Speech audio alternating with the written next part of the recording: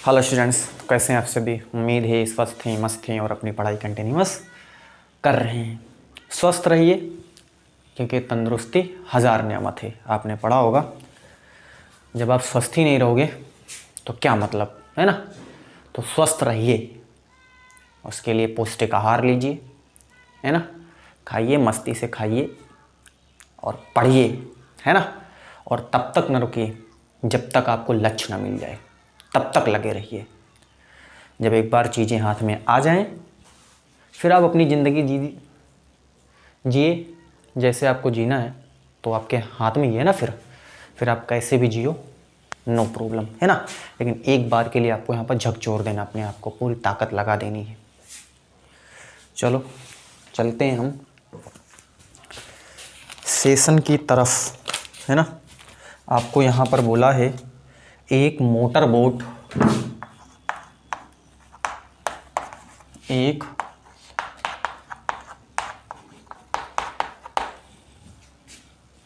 जिसकी स्थिर जल में चाल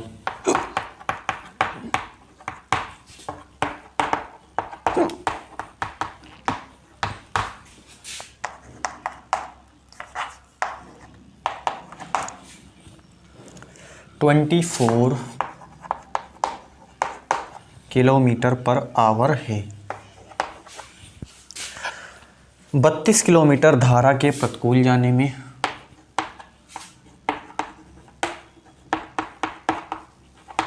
धारा के प्रतिकूल जाने में वही दूरी धारा के अनुकूल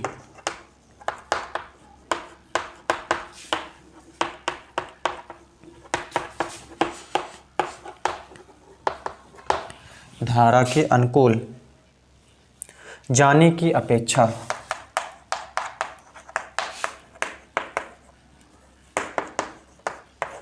अपेक्षा 1 घंटा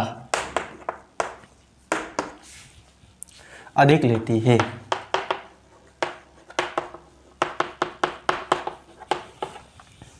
धारा की चाल ज्ञात कीजिए।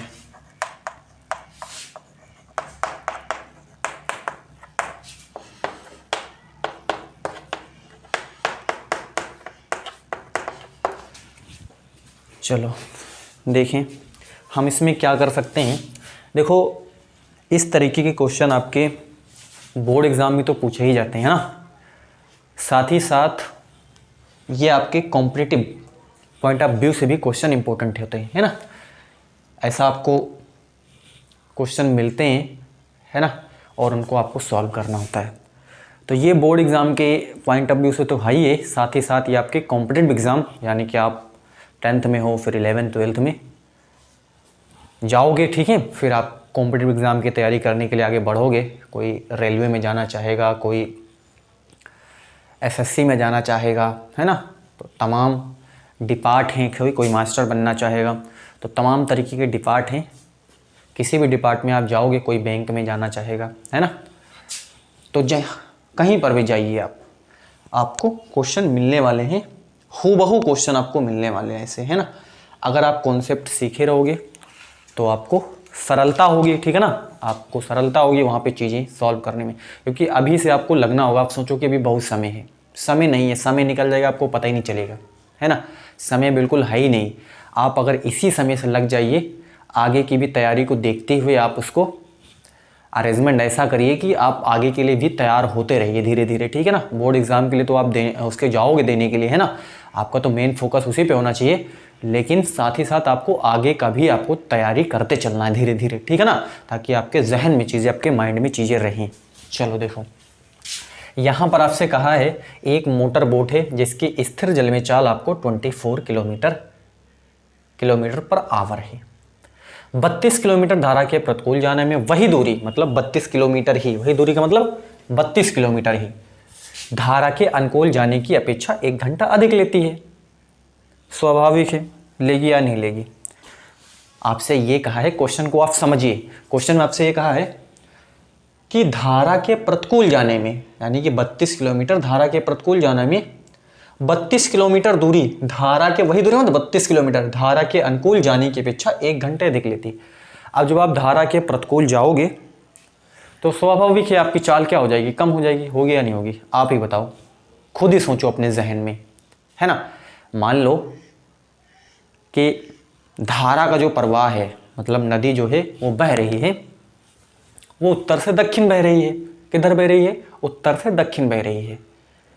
अब आप जो है उत्तर से दक्षिण, ध्यान में रखना, उत्तर से दक्षिण की ओर जल का प्रवाह हो रहा है। आप अपनी नाव को ला रहे हो दक्षिण से उत्तर की ओर। बताओ आप जल्दी, आपकी चाल बढ़ जाएगी कि कम हो जाएगी, बताओ। कम हो जाएगा, स्वाभाविक है। आप धारा के प्रतिकूल आ रहे हो, इसका मतलब आपकी चाल कम हो जाएगी। अरे आप खुद ही नदी में मान लो आप तैरो जाके, है ना। अब जिसको तैरना आता वही जाएगा तैरने, नहीं तो चले जाओ तुम भी तैरने, ठीक है, कुछ और ही हो जाए, है ना। तो ऐसे नहीं जाना है ना। तो मैंने क्या कहा कि अगर आप धारा के प्रतिकूल चलते हो तो आपकी चाल कम हो जाती है। चाल क्या है, कम हो जाती है। अगर आप वही धारा के अनुकूल जाओ, मतलब जिस दिशा में पानी बह रहा है उसी दिशा में यदि आप चलो, आपकी चाल बढ़ जाएगी। आपने जो तैरना आता है, जो तैरता होगा उसको तो मालूम होगा, ठीक है ना, वो फील किया होगा आराम से। आप केवल फील कर सकते हो, आप देख लो, ठीक है। पानी जिस दिशा में बह रहा हो उस तरफ तैरोगे तो आपकी जो है स्पीड बढ़ जाएगी, है ना। तो बात उम्मीद है आपको पता चल गई होगी। यानी कि प्रतिकूल है तो आपको बोट की चाल में से धारा की चाल को, जो है प्रतिकूल है तो बोट की चाल में से धारा की चाल को आपको घटा देना होगा, है ना, क्योंकि चाल वहाँ पे कम हो जाती है ना। और अगर धारा के अनुकूल चल रहे हो तो बोट की चाल में धारा की चाल आपको ऐड कर देनी होगी, वहाँ पर चाल बढ़ जाती है। इस डिस्कशन से आपको बहुत चीज़ें क्लियर हो गई होंगी। चलो हम देखते हैं क्या कर सकते हैं इसमें। देखिए आपसे कहा है धारा की चाल बताइए, हम इसको मान लेते हैं, मानना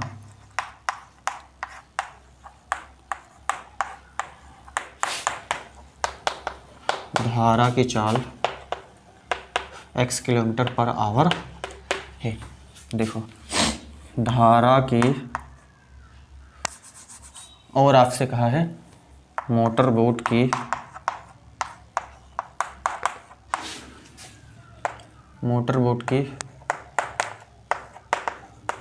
स्थिर जल में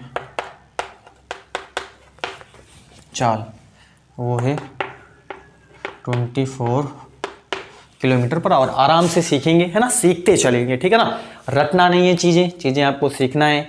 एक बार के लिए मान लो आप रट लिए क्वेश्चन को तो कितने समय तक आप रख सकते हो, ज़्यादा समय तक उसको आप रख नहीं सकते, ठीक है। ज़्यादा समय तक अगर आपको क्वेश्चन को रखना है तो उसका कॉन्सेप्ट, उसका जड़ पकड़ना होगा, उसका रूट पकड़ना होगा, आपको उसका मूल पकड़ना होगा, ठीक है। तब आप उसको लंबे समय तक अपने पास रख सकते हो। चलो देखो, धारा की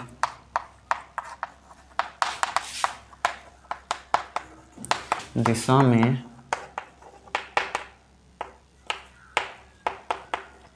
चाल, क्या बोला हमने, धारा की दिशा में नाव की चाल, धारा की दिशा में चाल क्या हो जाएगी, बढ़ जाएगी, आपको मालूम है। यानी कि बोट की चाल में आपको धारा की चाल ऐड कर देनी है।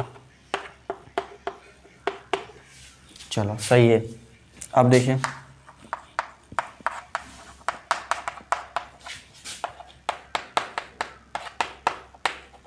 विपरीत का मतलब प्रतिकूल, है ना। धारा की विपरीत दिशा में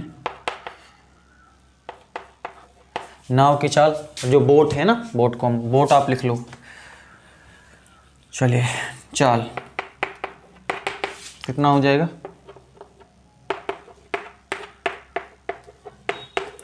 किलोमीटर पर। आप नाव की जगह पे बोट लिख लीजिए, ठीक है ना, कोई मसला नहीं। बोट है ही है, मैंने तो लिख दिया है नाव। चलो अब देखिए, इतनी बात आपको पता चल गई होगी।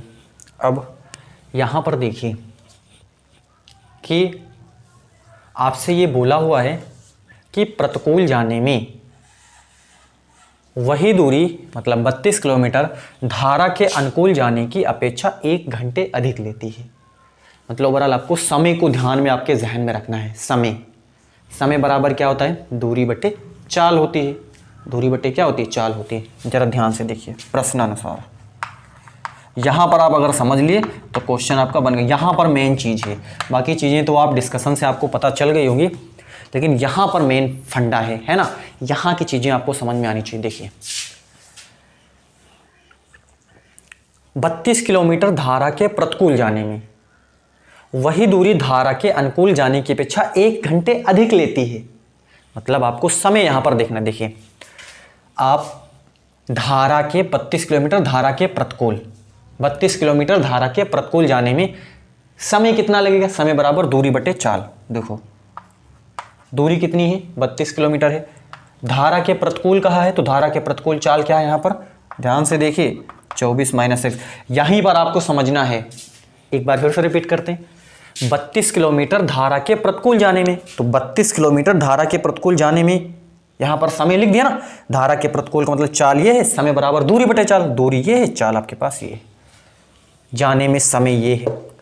वही दूरी 32 किलोमीटर धारा के अनुकूल जाने की अपेक्षा, धारा के अनुकूल जाने की अपेक्षा 1 घंटे अधिक। यहां पर देखो, अब देखो एक ध्यान से देखिए, वही दूरी मतलब 32 किलोमीटर धारा के अनुकूल का मतलब 24 प्लस एक्स अपेक्षा 1 घंटे अधिक लेती है ना। देखो 1 घंटा जोड़ दिया ना इसमें। अब ये बात आपको यहां पे आनी चाहिए, धारा के 32 किलोमीटर धारा के प्रतिकूल जाने में, है ना, वही दूरी धारा के अनुकूल जाने की अपेक्षा 1 घंटे अधिक लेती है। 1 घंटे जोड़ दिया, सिंपल। चलो देखो 32 बटे 24 माइनस, इसको इधर लेके आइए, 32 बटे 24 प्लस एक्स बराबर क्या हो जाएगा 1। 1 को हम उधर ही रखें, बात आपको पता चल गई हुई। चलो 32 हम यहाँ पे कॉमन कर सकते हैं, बिल्कुल कर सकते हैं। 1 बटे 24 माइनस एक्स माइनस 1 बटे 24 प्लस एक्स बराबर 1 हो जाएगा। चलो सिंपल है, अभी तक तो आपको चल रहा होगा। चलो देखो क्या करेंगे, इसका गुणा इसके साथ 24 plus x minus 24 plus x minus इसका इसके साथ गुणा करो 24 माइनस एक्स बटे 24 प्लस एक्स 24 माइनस एक्स बराबर कितना हो गया 1 हो गया। सिंपल है। चलो देखो यहाँ पर देखो, इसका ब्रैकेट हम खोलते हैं 24 प्लस एक्स माइनस 24 और माइनस प्लस हो जाएगा, ठीक, बटे 24 यहाँ पर प्लस एक्स और ये है 24 माइनस एक्स बराबर 1, ठीक। चलो ये कट जाएगा। चलो यहाँ पर देखिए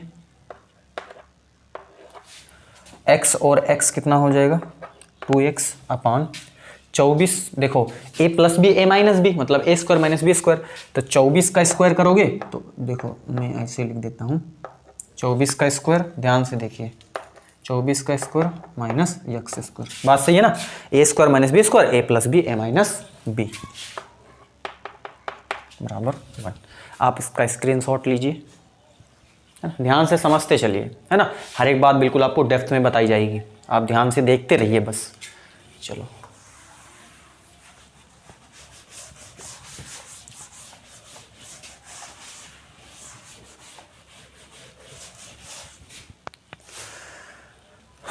यहाँ पर देखिए क्या करेंगे हम कि 32 दून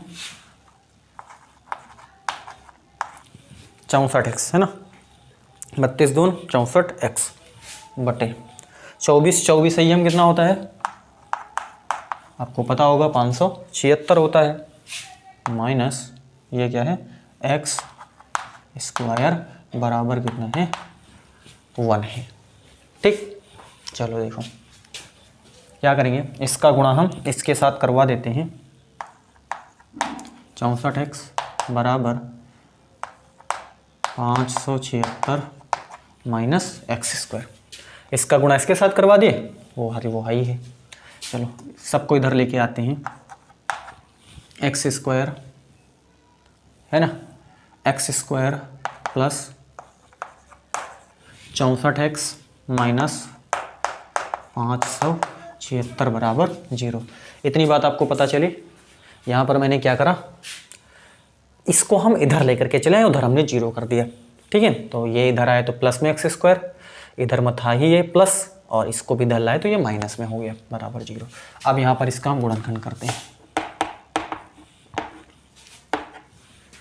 2 दूनी 4, 2 अठे 16, 2 अठे 2 दूनी 4, 2 अठे 16, 2 अठे 16, 2 एकन्नम 2, 2 चौको 8, 2 चौको 8, 2 सते 14, 2 दूनी 4। देखो बात, आपको क्या करना है, दो नंबर आपको ऐसे बताने हैं जिनको आपस में आप मल्टीप्लाई कराओ तो 576 आ जाए, 576 आ जाए, और एक नंबर में से दूसरे नंबर को घटाओ तो आपके पास 64 आना चाहिए। यहाँ पर देखो 2 दूनी 4, दूनी 8, 72 में से 8 आप घटाओ, 12 में से 8 चला जाएगा, कितना बचेगा, 8 4 12 हो जाएगा, है ना। और यहाँ पर आपके पास 64 बन जाएगा, सही है ना। यानी कि 72 को 8 से आप गुणा कराओगे तो 576 आ जाएगा, और 72 में से 8 आप घटाओगे तो 64 आ जाएगा। सही बात है ना, 8 4 12 61। चलो देखो ध्यान से देखो, x² प्लस 72 माइनस 8 है ना, x 576 बराबर 0, x² plus 72x minus 8x minus 576 बराबर 0, x² plus 72x minus 8x plus, अब बोलोगे प्लस कैसे हो गया, अरे ब्रैकेट में लिया इसलिए प्लस हुआ ना। अब तो आपको आ जाना चाहिए कि यहाँ पर प्लस हम कैसे कर देते हैं, x कॉमन 72, 8 कॉमन करोगे तो x प्लस 72, ठीक, x प्लस 72 x माइनस 8 बराबर 0।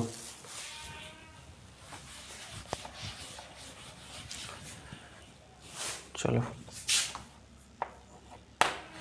तो क्या हो जाएगा, x प्लस 72 बराबर 0, या फिर x माइनस 8 बराबर 0, x बराबर माइनस 72, या फिर x बराबर 8। अब देखो यहाँ पे आपसे धारा की चाल पूछा था, तो ये ऋण में तो होगी नहीं चाल, है ना, चाल ऋण में नहीं होगी आपके पास। ठीक है, तो आपके पास यहाँ पर ये तो मान्य नहीं है, अमान्य, तो यहाँ पे अतः हम बोलेंगे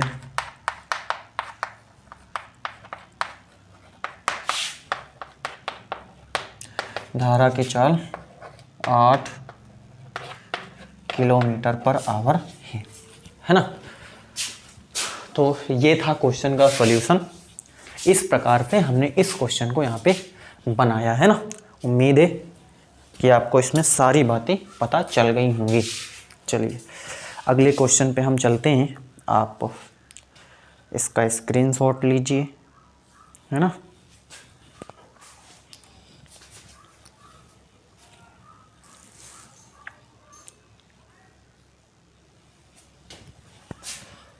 स्क्रीनशॉट लीजिए।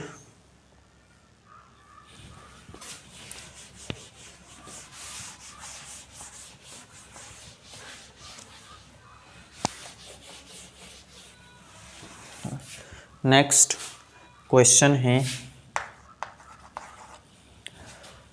एक त्रिभुज ABC बनाइए।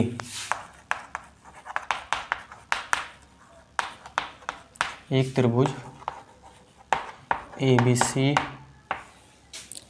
बनाइए जिसमें BC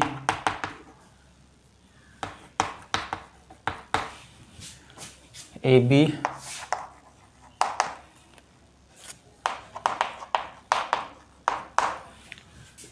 और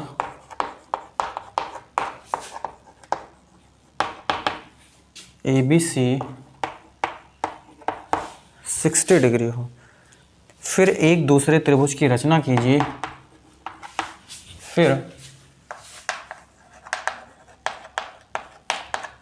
दूसरे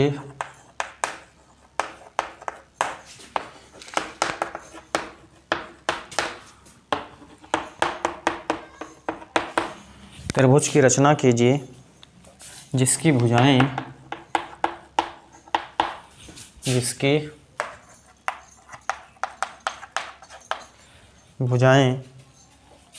त्रिभुज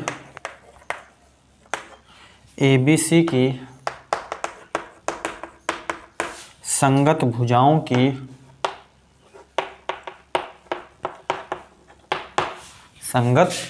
की 4/3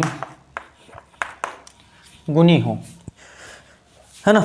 इस पे देखो, इस तरीके के क्वेश्चन जो रचना वाले क्वेश्चन होते हैं, बोर्ड पे बताना इतना संभव हो नहीं पाता, लेकिन फिर भी कोशिश करते हैं। आपको बातें यहाँ पर कोई हम कंपास या फिर स्केल पटरे तो लिए नहीं है, आपको ऐसे बातें हमारी समझते चलनी है आपको, ठीक है। बाकी आपको रचना के चरण भी आपको लिखने होंगे। यहाँ पर आप जितना प्रभावी आप काम कर सकते हो वो आप लिख सकते हो। जैसे जैसे मैं यहाँ पे उसको ड्रॉ करूँगा, बस आपको वैसे वैसे करते जाना है और वैसे वैसे आपको रचना के चरण भी लिखते जाने हैं, ठीक है। ये करना है। मैं आपको दिखाता हूँ यहाँ पर आप क्या करोगे। सबसे पहले तो आप यहाँ पर आपसे कहा है कि आपको एक त्रिभुज बनाना है, ABC एक आपको त्रिभुज बनाना है। कंडीशन है जिसमें BC आपको 6 रखना है, AB आपको 5 रखना है और ABC जो है वो आपके पास कितना होना चाहिए, 60 डिग्री का होना चाहिए, है ना। चलो देखो, हम चलो खींच देते हैं। ये हमने कहा कि हमारे पास, ध्यान से देखिए, यहीं पर बना देते हैं। ये हमारे पास एक है BC, मान लीजिए क्या है, BC है, और इसी ये कितना है, पटरी से आप खींचे इसको, है ना। BC बराबर 6 सेंटीमीटर स्केल से आप अपनी कॉपी में खींच लीजिए, सही है। फिर आपसे कहा है कि B पे ABC, है ना, मतलब आपको B पे आपको 60 डिग्री दिखाना है, जो बीच में होगा ना वहीं पे B पे आपको क्या दिखाना है, 60 डिग्री आपको दिखाना है ना। तो 60 डिग्री आप क्या करोगे, उसके लिए यहाँ पर 60 डिग्री बनाने के लिए क्या करोगे, एक चाप ऐसे लगाओगे, है ना। कोई भी आप खोल लो एक चाप, और यहाँ पर रख करके एक बार आप ऐसे काट दोगे, ठीक। कुछ करना नहीं है, बस एक चाप ऐसे खोलना है, यहाँ पे रख करके कट कर देना है, बन गया 60 डिग्री आराम से, है ना। तो ये आपके पास 60 डिग्री, इसको आप क्या कर दोगे, बढ़ा दोगे यहाँ पे, ठीक है। आपसे कहा है AB जो है वो 5 सेंटीमीटर है, तो इसको आप बढ़ाओगे, पटरी से इसको आप माप लो। ये मान लो AB है, इसको 5 आप माप लो, पटरी से 60 बना लिया, ये 60 डिग्री हो गया, है ना। बस ऐसे करते चले जाना है, 60 डिग्री हो गया। इसको आप AB लेकर के चलिए कि ये AB है ना, और AB जो है आपसे कहा है 5 है, तो इसको आप स्केल से 5 माप लीजिए, बस, ठीक। उसको वहाँ तक बढ़ाइए, फिर आप इसको क्या कर देना, सीधे C से आप इसको मिला दीजिए, ज्वाइन कर दीजिए।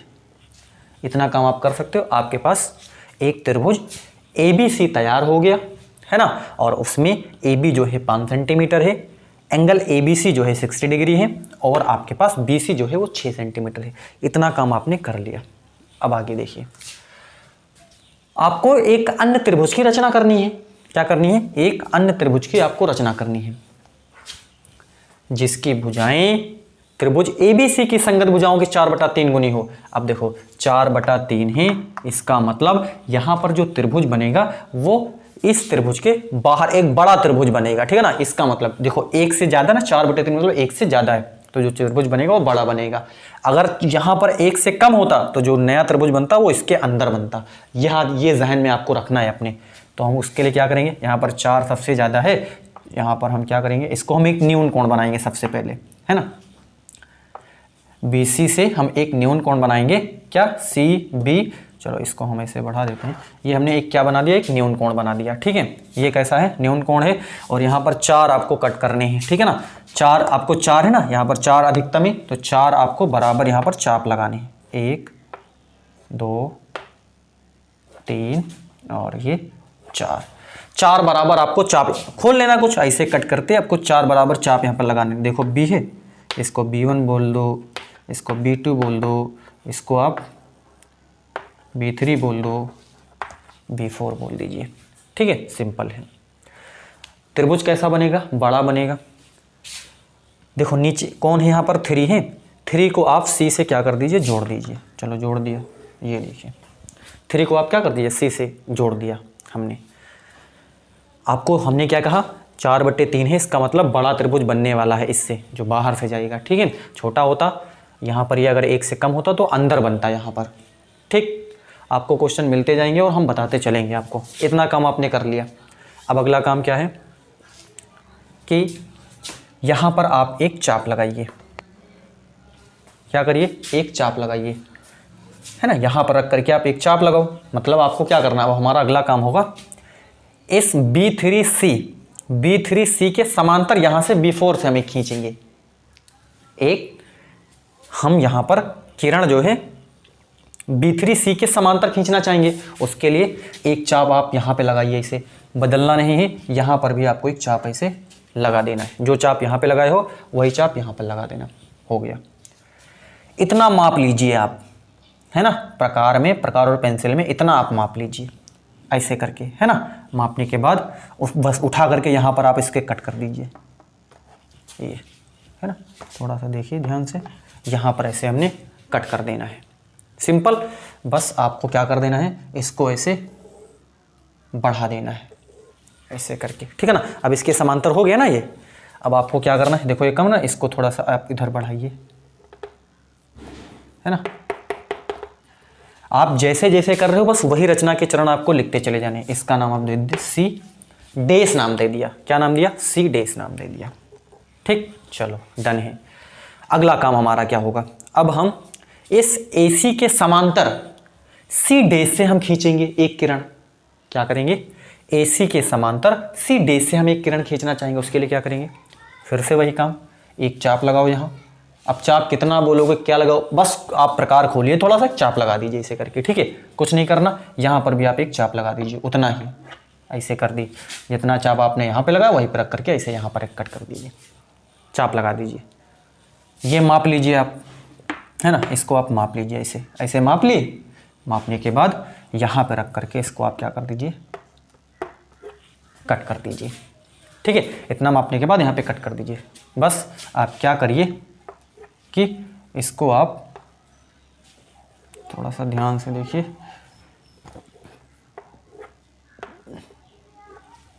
अब आप इसको बढ़ा दीजिए ऐसे करके। ठीक है, जहाँ पे कट किया है ध्यान से देखना, है ना। ऐसे वो सही बनेगा। जब आप कंपास से पटरी पेंसिल प्रकार सब कुछ निकाल करके बनाओगे तो बिल्कुल सही बनेगा, एग्जैक्ट। ठीक है, इसको आपने इसके समांतर ऐसे खींच दिया, जहाँ पे कट किया बस उसको ऐसे खींच देना है। अब यहाँ पर क्या करना है, इसको भी आपको बढ़ाना पड़ेगा। ये आपने इसको बढ़ा दिया और इसका नाम आपने दे दिया A डेस। ठीक है, तो अब यहाँ पर आपके पास एक त्रिभुज बन चुका है और वो त्रिभुज क्या है, त्रिभुज A डेस B C डेस। एक नया त्रिभुज आपके पास यहाँ पर बन चुका है, A डेस B C डेस, है ना, जिसकी भुजाएं त्रिभुज ABC की संगत भुजाओं की 4/3 गुनी है ये। ठीक है, यही त्रिभुज आपने जो बनाया है। बस इतना काम आपको करना है, पूरे नंबर और रचना के चरण भी आपको लिखते चलने हैं, है ना। प्रोसेस आपको समझ में आ गया होगा। आप अब पटरी पेंसिल प्रकार की मदद से आराम से बनाइए उसको। ठीक है, और पूछा ही पूछा जाना है क्वेश्चन। ये तो आप लिख करके चलिए, क्वेश्चन पूछा ही पूछा जाना, इजी है। बस यहाँ पर बशर्ते आपको ध्यान देना है कि अगर 1 से ये छोटा है तो अंदर बनेगा, 1 से बड़ा है तो बाहर बनेगा नया वाला। ठीक, डन। अगले क्वेश्चन पे चलते। रचना के चरण लिखना जरूरी है, जैसे जैसे काम करते हो वैसे लिखते चले जाना है आपको। अब ये सोचो कि रचना के चरण में सर जी गलत हो जाएगा, गलत नहीं होगा। आप जो बना रहे हो बस वही लिखते चले जाना है, उसमें आपको गलत का कोई सवाल ही नहीं है ना। जैसे जैसे आप बताओ कि BC हमने 6 सेंटीमीटर खींचा, तत्पश्चात हमने अगले चरण में हमने BC से एक न्यून कोण बनाया CBX, CB ये इसका नाम आप x दे दो, है ना। सी बी एक्स हमने एक न्यून कोण बनाया, है ना। बी एक्स पर हमने 4 बराबर चाप लिए, ठीक है। बी बी वन देखो 4 बराबर चाप काटे, ठीक है। तो बी बी वन और ये सब बराबर है, B one B two B three B four सब बराबर है। बस आपको जो आप कर रहे हो बस वो लिख दीजिए, आपको अपने शब्दों में लिखना है, कोई नहीं जरूरी कि आपको बताया जाए कि ऐसे ही बुक में जो लिखा वैसे लिखे। आप जो जो कर रहे हो वैसे आप उसको लिखते चले जाना बस, ठीक है। चलो अगले क्वेश्चन पे चलते हैं।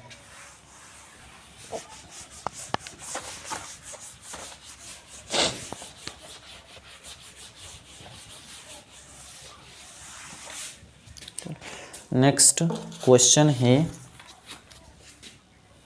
6 सेंटीमीटर त्रिज्या का एक वृत्त खींचिए।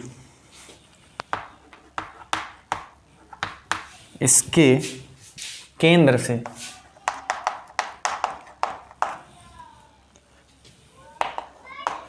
10 सेंटीमीटर दूर स्थित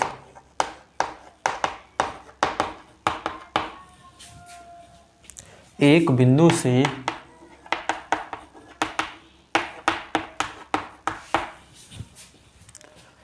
वृत्त पर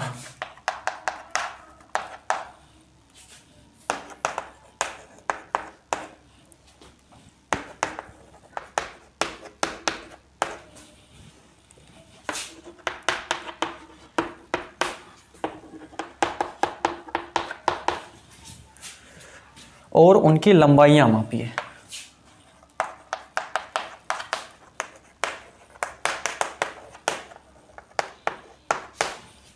और उनकी लंबाइयां मापिए, ये आपसे कहा है ना। सबसे पहले आपको 6 सेंटीमीटर त्रिज्या का एक सर्कल खींचना है। फिर आपको केंद्र से 10 सेंटीमीटर दूर एक स्थित बिंदु से वृत्त पर स्पर्श रेखा युग्म की रचना करनी है। मतलब आपको मालूम है कि अगर कोई बिंदु सर्कल के अंदर है तब हम एक भी स्पर्श रेखा नहीं खींच सकते। अगर बिंदु सर्कल के अंदर है, फिर से रिपीट करते हैं, यदि बिंदु सर्कल के अंदर है तो आप वृत्त पर एक भी स्पर्श रेखा नहीं खींच सकते। यदि बिंदु प्रधि पर है, बिंदु कहाँ पे है, प्रधि पर है या फिर वृत्त पर है, कहाँ पे है, वृत्त पे है, तो आप उस बिंदु पे केवल और केवल एक स्पर्श रेखा खींच सकते हो। ध्यान से सुनिए, बहुत डेप्थ में डिस्कशन है। अंदर है तो एक भी स्पर्श रेखा नहीं खींच सकते। वृत्त पर है मतलब वृत्त पर मतलब प्रधि पर, वृत्त पर है बिंदु तो उस पर आप केवल और केवल एक स्पर्श रेखा खींच सकते हो। बाहर है मतलब बिंदु बाहर है तो आप वृत्त पर उस बिंदु से 2 स्पर्श रेखाएं खींच सकते हो। देखिए बिंदु जो है केंद्र से 10 सेंटीमीटर दूर है, केंद्र से जो है मतलब बाहर है, 6 सेंटीमीटर तक वृत्त ही है। अरे 6 सेंटीमीटर त्रिज्या का वृत्त है, इसका मतलब 10 सेंटीमीटर बाहर ही होगा ना। वैसे भी आप सोच लो, बाहर है, जब बाहर है तो आप कितनी स्पर्श रेखा खींच सकते हो, 2। इसलिए तो बोला आपसे कि स्पर्श रेखा युग्म, रेखा युग्म मतलब आपको 2 से, देखिए रेखा युग्म है ना, 2 आपको क्या करना है यहाँ पे खींचना है। चलो देखो सिंपल है, आराम से कर पाओगे। सबसे पहले आप 6 माप लीजिए कंपास में अपने, ठीक है, माप लिए। चलो 6 माप करके आप क्या कर दीजिए, एक सर्कल सबसे पहले बनाइए, बना लिए। ये जो है केंद्र है, कितना है, 6 सेंटीमीटर, ठीक। 6 सेंटीमीटर का मतलब 6 सेंटीमीटर का आपने एक सर्कल खींचा है। फिर आपसे कहा है केंद्र से 10 सेंटीमीटर। अब ये 6 हो ही गया, आप यहाँ से माप लीजिए 10, 6 4 और आप ले लीजिए, यहाँ चलिए ये। अब केंद्र से पूरा मिलाओ, यहाँ से यहाँ तक टोटल कितना, केंद्र से 10 है ना, ये पूरा यहाँ से यहाँ तक कितना है, केंद्र से 10 सेंटीमीटर दूरी पर बिंदु है, इसका नाम है P। यहाँ से आपको स्पर्श रेखा खींचनी। सिंपल है, हमने आपको बताया है कि अगर बिंदु सर्कल के बाहर है, बाह्य बिंदु से वृत्त पर स्पर्श रेखाओं को खींचना है ना, बाह्य बिंदु से वृत्त पर स्पर्श रेखाओं को खींचना एक कॉन्सेप्ट है, इसको आपको बताया गया है, आराम से आप उसको कर पाओगे। और आपको माप करके भी लिखना है कि लंबाइयाँ कितनी, आपको लिख देना है, जो आपको पटरी से माप लोगे आप, खींचोगे, खींचने के बाद आपको जो दिखेगा बस उसको आपको लिख देना है कि ये जो स्पर्श रेखा की जो लंबाई है वो आपके पास ये है, ये दोनों आपको लिख देनी है। चलो उसके लिए क्या करेंगे, सबसे पहले हम OP का लंबार्धक खींचेंगे। सबसे पहला काम क्या होगा आपके पास, OP का लंबार्धक खींचने का। लंबार्धक कैसे खींचेंगे, सिंपल है, आपको OP की आधे से ज़्यादा दूरी लेनी है। क्या करनी है, OP की आधे से ज़्यादा दूरी लेनी है आपको। मतलब प्रकार आपको कुछ इस प्रकार से खुलना है कि आधे से अधिक, मतलब 10 है तो इसका आधा कितना है, 5 है, आधे से ज़्यादा आप 6 ले लीजिए, आप 7 ले लीजिए, आप 8 ले लीजिए, ठीक है। अब बोलोगे आप मापना पड़ेगा आपको, 6 7 माप के लिखना, बिल्कुल नहीं। अरे अंदाज़ा तो आपके पास सही है ना, अंदाज़ा क्या है, अरे आप ऐसे खोल करके नहीं अंदाज़ा नहीं लगा सकते कि हम कुछ ज़्यादा हो रहा है या कम हो रहा है, ठीक है ना, इतना तो आप सोच ही सकते हो। मतलब आपको आधे से ज़्यादा खोल लेना है आपको, बस ऐसे कोई माप करके नहीं कि 6 माप लें हम, 7 माप लें तो हम चाप लगाएं, कोई ज़रूरत नहीं। आधे से ज़्यादा आप खोलिए, माप लगा दीजिए एक चाप, ठीक है। चलो हमने एक चाप ये देखिए लगा दिया, ठीक है। सेम बदलना कुछ नहीं है, उठा करके यहाँ से यहाँ पर भी चाप आपको एक लगानी है, ठीक है, और यहाँ पर भी आपको एक चाप क्या कर देनी है, लगा देनी है। सिंपल। अब आपको इसको ऐसे ज्वाइन कर देना है,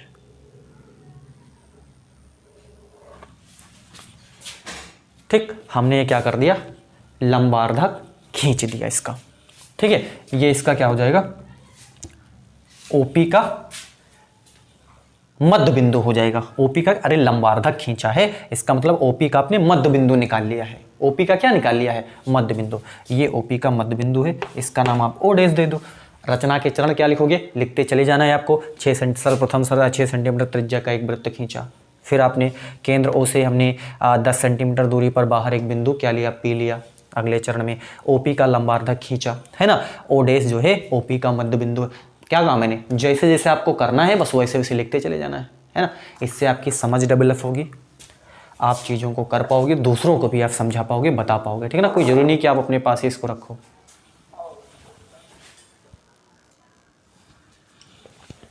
चलिए, तो अगला काम हमारा क्या होगा कि हम O डैश है ना को केंद्र मानते हुए, या O dash P, O dash O आप मान लो, ठीक है ना, O डैश O को त्रिज्या मान करके आपको एक सर्कल बनाना होगा। क्या करना होगा, एक सर्कल आपको बनाना होगा। आप ऐसे सोचो, चाहे ये ले लो चाहे ले लो, चूंकि ये मध्य में है, O डैश जो है OP का मध्य बिंदु है। आप चाहे ये ले लीजिए, आप चाहे ये ले लीजिए, दोनों तो इक्वल है ना, क्योंकि ये मध्य बिंदु है OP का। तो आप चाहे ऐसे लीजिए चाहे ऐसे लीजिए, आपको क्या खींचना है, एक सर्कल खींचना है, ठीक है। चलो हम O डैश O को त्रिज्या लेकर के हम एक सर्कल, इतना हम खोल लेंगे, ठीक है ना। यहाँ पर प्रकार की नोक, पेंसिल की नोक, एक हम क्या कर देंगे, वृत्त हम क्या करेंगे, बनाएंगे, है ना। और आप बनाओगे तो ये, क्योंकि ये मध्य में है तो इससे भी जाएगा और ये इससे भी जाएगा, जो वृत्त बनेगा, ठीक है ना, दोनों ये कुछ ऐसे आपका पास क्या बन जाएगा, एक सर्कल बन जाएगा, ठीक। चलिए, क्लियर आपको इतनी बातें। अब ये सर्कल आपके पास एक बन गया। अब देखो, ये दिए गए सर्कल को कहाँ पे काट रहा है, एक तो यहाँ पे काट रहा है, इसका नाम आप A दे दो, एक यहाँ पे काट रहा है, इसका नाम आप क्या दे दो, B दे दो, ठीक है। बस आपको क्या करना है, जहाँ से काट रहा है उसको आपको P से ज्वाइन कर देना है। किससे, स्केल से आपको इसको ज्वाइन कर देना है, ठीक है ना। तो आपके पास यहाँ पर दो स्पर्शी हैं, स्पर्श युग्म हमने खींच लिया। एक है आपके पास PA, एक है आपके पास PB। अब इनके आपको क्या कहा है, आपने ऐसा करना, चरण आपको लिखते चले जाने हैं, ठीक है। फिर आपको इनकी लंबाइयाँ हमने दो स्पर्श युग्म की लंबाइयाँ पी ए बराबर आपको यहाँ पर स्केल से माप लेनी है, इसका भी स्केल से माप लेनी है, और यहाँ पर आपको जो आया है उसको आपको यहाँ पे लिख देना है। बस इतना आप काम कर दीजिए, आपका क्वेश्चन जो है ये कंप्लीट हो जाएगा, है ना। तो इस प्रकार हमने set number 2 822 AW high school गणित 2019 है ना, सॉल्व कर लिया, कंप्लीट कर लिया है। हर एक क्वेश्चन इसमें आपको बता दिया गया है, ऐसा कोई क्वेश्चन नहीं है जो आपको नहीं बताया गया है, बिल्कुल कॉन्सेप्ट बताया गया है। हूबहू क्वेश्चन नहीं तो नहीं, लेकिन कॉन्सेप्ट जरूर आपको मिलने वाला, क्योंकि पेपर पैटर्न जो है हूबहू क्वेश्चन मिल भी सकते हैं, हूबहू क्वेश्चन भी मिल सकते हैं, क्योंकि प्रीवियस ईयर क्वेश्चन, क्योंकि प्रैक्टिस क्यों की जाती है, प्रैक्टिस इसीलिए की जाती है प्रीवियस ईयर क्वेश्चन की, ताकि आपको पता चले कि किस लेवल के क्वेश्चन आ रहे हैं, क्वेश्चन की क्या वेराइटी है, किस प्रकार से क्वेश्चन पूछे जा रहे हैं ना, क्या किस तरीके से क्वेश्चन बन रहे हैं, आपको ये कुछ आइडिया लग जाता है ना। और जब आइडिया लग जाता है तो फिर आप चीज़ें उसी के अनुसार आप पढ़ाई करते हो, और पढ़ाई करने के बाद आप एग्जाम में बैठते हो तो आपको लगता है कि हमने कहीं ना कहीं इसको पढ़ के आए हैं, है ना, तो आपको वो लाभ देता है। चलिए हम जल्दी मिलते हैं अगले सेशन में, तब तक आप प्रैक्टिस करिए। 2 सेट हो गए हैं, इनकी आप प्रैक्टिस करिए। Thank you.